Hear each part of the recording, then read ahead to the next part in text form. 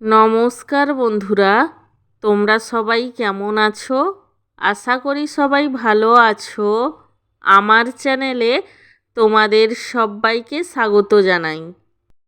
আজকে আমার সকালের জলখাবারে কি মেনু আছে তারই ভিডিও তোমাদের সাথে শেয়ার করব।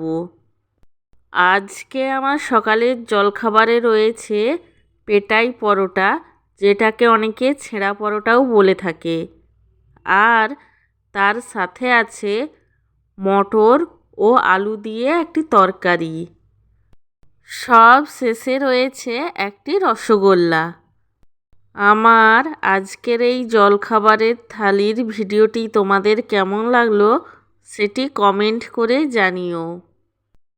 আর ভিডিওটিকে লাইক এবং চ্যানেলটিকে সাবস্ক্রাইব করতে একদমই ভুলো না।